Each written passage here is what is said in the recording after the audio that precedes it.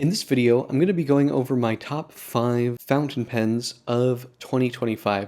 These are pens that I acquired for my personal collection in 2025, and they're the ones that got kind of the most use. So these are essentially the best new to me pens that I got in 2025.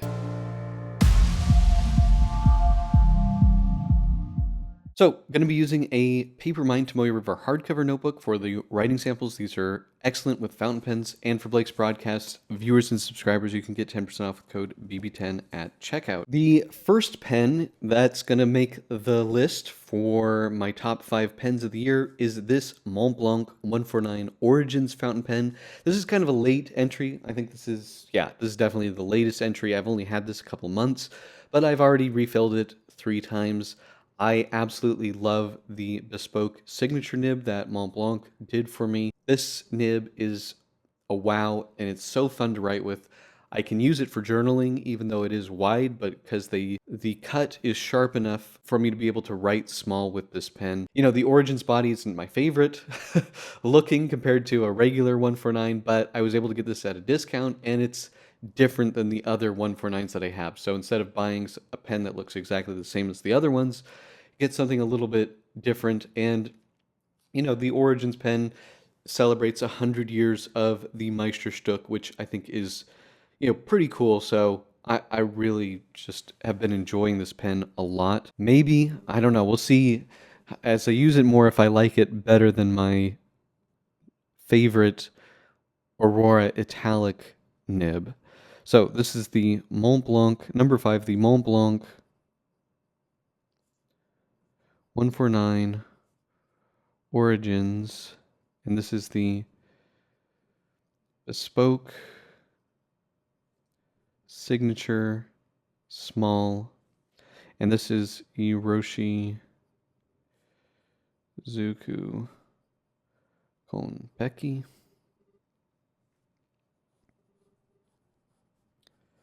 Just such a fun nib. Absolutely love this. Number 4 is the Pelikan M200 Cognac Brown with a italic broad nib. This has sort of been like my favorite travel pen of the year. This factory italic broad nib is really, really fantastic. I love just the lightweight body, the piston filling system.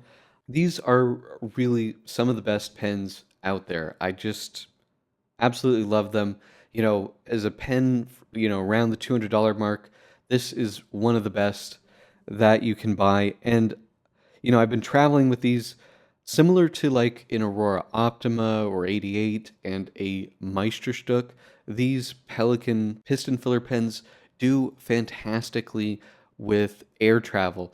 I've never gotten anywhere and opened pen and had ink, in the cap or on the body. Didn't really matter how full the pen was or not. These just fly really well, and they're Pelikan. Okay, I'm sorry, I won't say anything about that.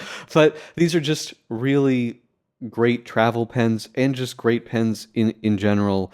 I've really been happy with this pen. So this is the Pelikan M200 italic broad, and it's so nice to have an italic broad factory, steel nib with some nice bounce to it.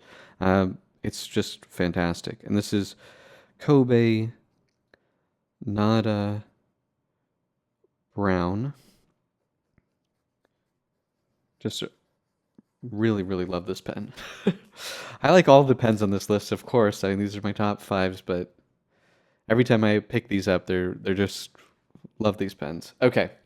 So, number 3, this is the Montegrappa Imperial Dragon pen. I got this in January from Atlas Pens. They had it for 60% off. Still quite an expensive pen. This is essentially their 139 Extra, but in sterling silver, and it is engraved with their 6-axis laser machine. That is a very high-tech machine. In watchmaking, 5-axis is considered, pretty high-end. They've got the 6-axis one here, so the engraving is completely seamless all the way around the pen. Super cool. Now, I also got it with a stub nib here. This is a number 8 stub nib, and it writes really, really nicely. This is the Montegrappa.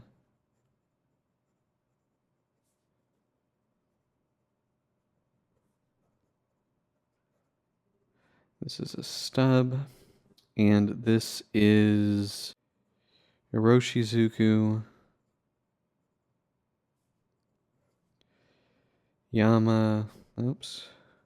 Budo. Fantastic everyday pen. Very, luxurious. It has a nice weight to it, but it's very, very comfortable. The number 8 nib, the Montegrappa ones are always like seated far down onto the body. So I find that makes it more comfortable when you don't have a super fat grip section. Just great pen, really high quality build here with their clicking filling system, just really nice. So number 2 is this Montblanc Meisterstück 124G. I got this at the SF Pen Show. I originally had wanted a Simplo 25 or 30 because essentially they don't have a piston filling system. They're hard rubber. You don't have any issues with discoloration or a tricky filling system that's difficult to disassemble and goes bad because there's cork in it.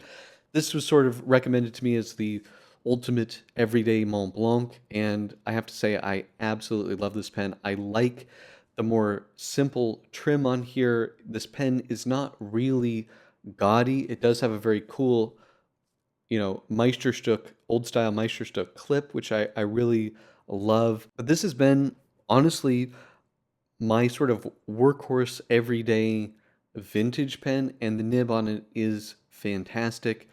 Push knob filler, really, really love this pen. If I'm lucky enough to find a 128 in the future, I will probably try to buy that. I do love this small size, but if I can get the big one, I might as well try to get the big one. Montblanc,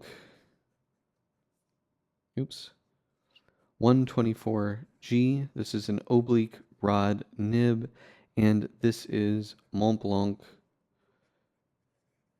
Toffee Brown.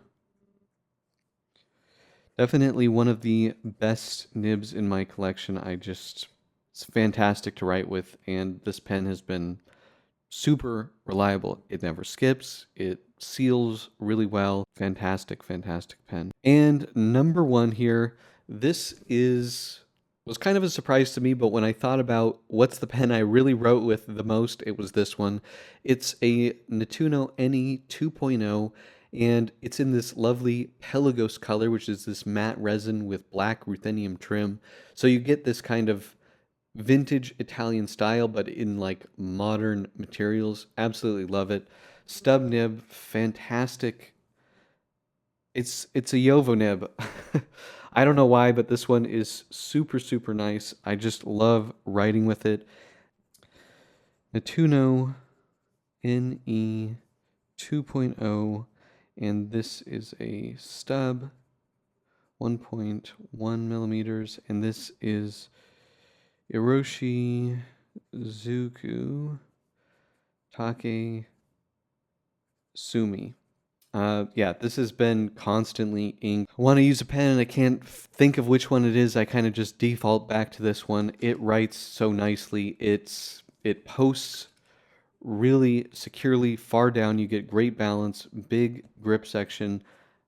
It's just a killer pen. I absolutely love it.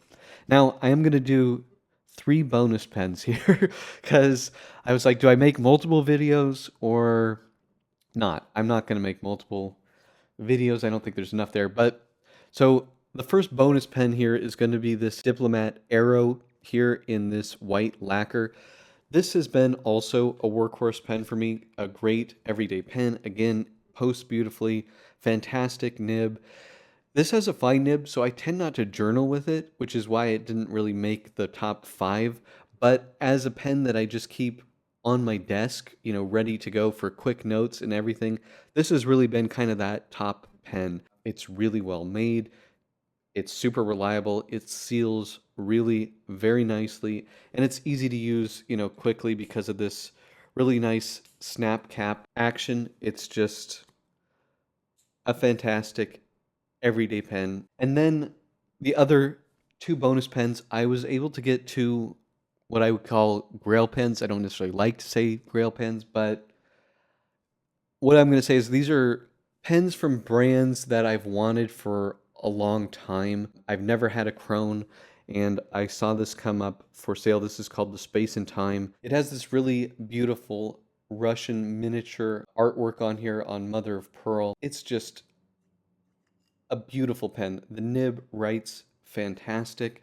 You know, it's something I do use this a decent amount, but I am a little bit more precious with it just because of the painting, you know, and also Krone doesn't exist anymore. So if I had to have this fixed, I do think these are made by Marlin, but I don't know how easy it would be to fix this pen. But just, you know, something I've always wanted since I was a kid and got those Fountain Pen Hospital catalogs where they always had a full page ad for some really cool pen like the Abraham Lincoln DNA pen or the Titanic pen. So very happy to have one of these. So finally, it's the David Oscarson Henrik Wigstrom. I've always wanted a David Oscarson pen. They are very expensive. This pen is vitreous enamel over sterling silver, and there's, you know, vermeil, so it's gold-plated sterling silver on here. Really nice Bach, 18 karat gold nib, very soft, ebonite feed.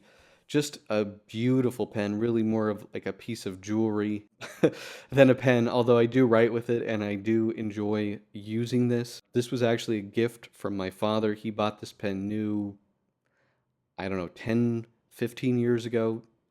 It lived in a safe and eventually he gave it to me. So now I'm using it and enjoying it. Just was a really nice surprise. This is definitely the, you know, most premium pen in my collection.